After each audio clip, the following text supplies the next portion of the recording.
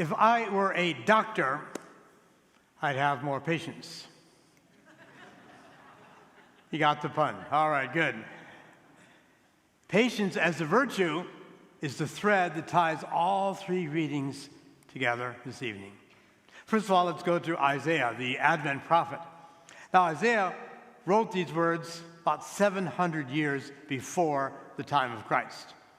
And he wrote it to the Jewish people who were living in exile. They had been actually kidnapped, captured from Israel, taken to Babylon, and they were there 60 years before they were able to come back to Israel. So he's asking them to be patient on two levels. First of all, be patient.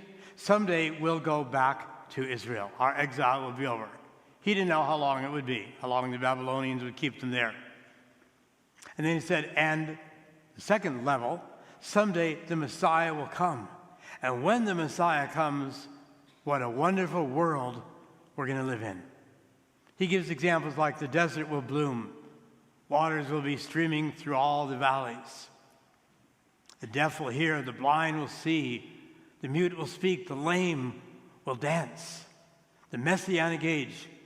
And people had to wait 700 years for that prophecy to be fulfilled.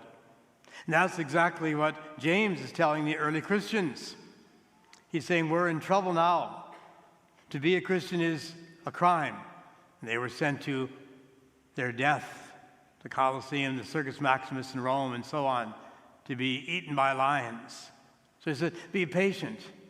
This persecution will end someday, and eventually it did with the Holy Roman Empire. And someday the Lord will come again.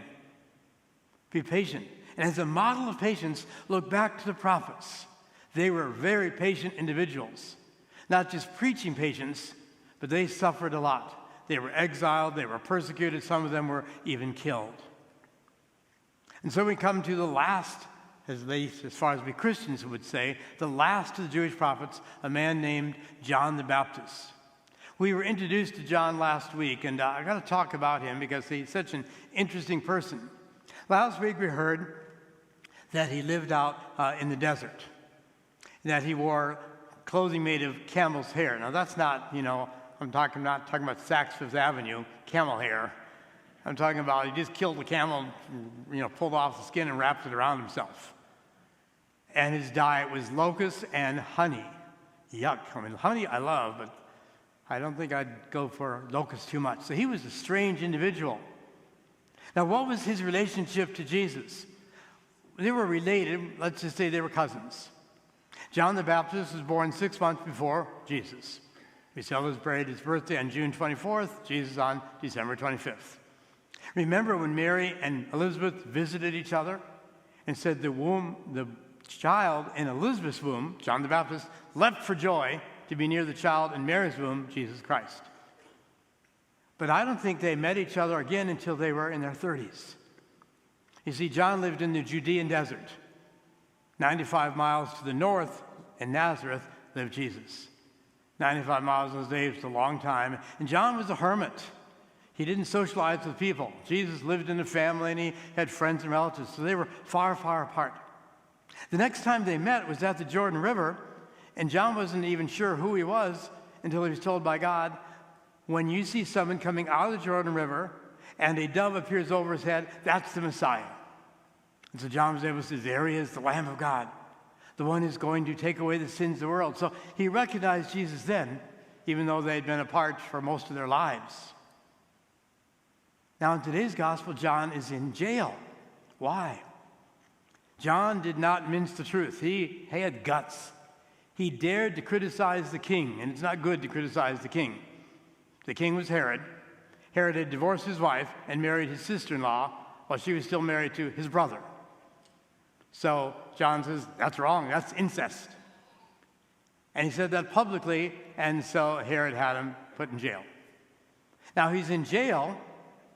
Eventually he's going to die. You remember, his head's going to be chopped off.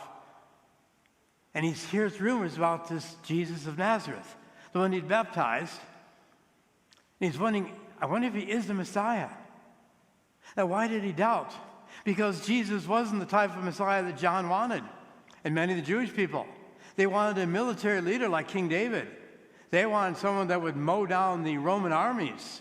someone who would gain independence for Israel. They didn't want to pay Roman taxes anymore. And what did Jesus say? Render to Caesar what is Caesar's. Pay your taxes. Love your neighbor. Love your enemy. Wow, that's not the military warrior that many people wanted in their Messiah. So John says, I got to find out if he really is the Messiah. Maybe that was a fake, at the river. So he sends some of his disciples, who obviously visited him in jail, to go to Jesus, this guy from Nazareth, and ask him if he is the Messiah. Is he the one who is to come? Or should we start looking for somebody else? Maybe he's the wrong one. So they go to Jesus, and Jesus gives them a brilliant answer. He says, tell them what you see and hear.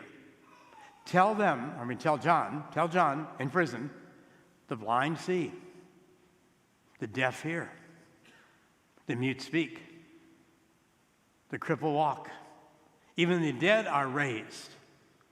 Jesus was quoting Isaiah, and he knew that John knew Isaiah. We don't know what happened when they went back to John in their prison. But I think Jesus was saying, if this isn't the work of the Messiah, I don't know what is. John, you know your Jewish Bible pretty well. I am the one Isaiah talked about 700 years ago. Beautiful story. Beautiful story. But let's bring that up to our time right now. Let's say someone new moves into your neighborhood, on the street where you live, in the apartment complex where you live, whatever. And they hear something about you. And they ask another neighbor, I hear Mary, I hear John, I hear Victoria, I hear Harry are Catholics. I've heard that. Can you go find out if they're really Catholics? Go and find out. What would you be able to tell them about your lifestyle? Not that you go to church on Sunday.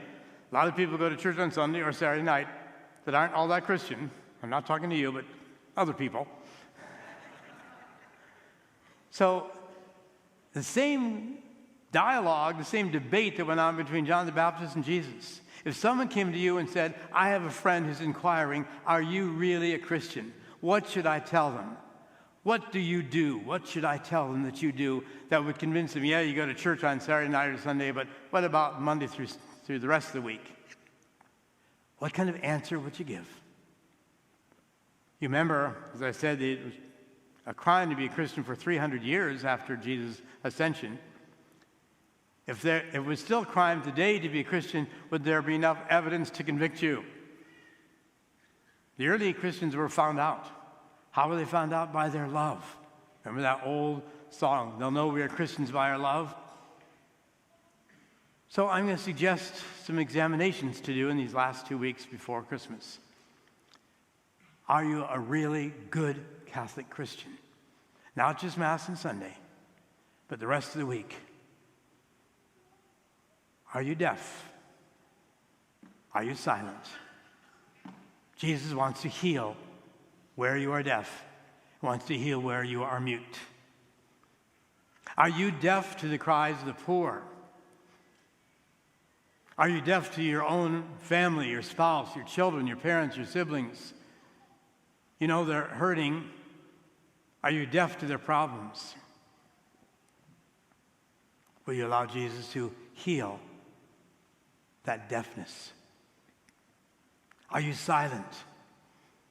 Are you silent when people are gossiping about someone else and you don't say stop it? Are you silent when you know something's wrong at work or at school? Someone's being hurt, someone's being talked about. Are you silent and just let it go? None of my business. Will you allow Jesus to cure that silence? What is mute? You know, when I grew up here in Vegas, we had dinner every night at 5:30. Every night, like clockwork. We could stay out and play all day. We didn't lock the doors, and all the neighbors knew us and so on. I think some of you grew up like that in your own neighborhoods. But at 5:30, we had family dinner every night. I don't think that happens too much in our homes now. But it was more than family dinner. It was family talk time. We talked to each other. My dad always had a question for us, and sometimes he, just for the sake of argument, he would take the opposite side. He would ask us some question and say, what's your thinking about this? And he'd say, I think this, and we'd have to argue him back. That was wonderful. Can you, in the next 2 weeks, turn off the TV, turn off the music, silence your smartphone, and just talk to everybody and anybody in your own home? Or your home's just like railway stations, coming and going, and nobody sits down and talks anymore. That's what you're challenged to do. Are you blind? Are you blind to the poor persons on our corners? Are you blind to the people among your family who are having trouble in their marriage? Are you blind to your neighbors next door who are sick, maybe even dying?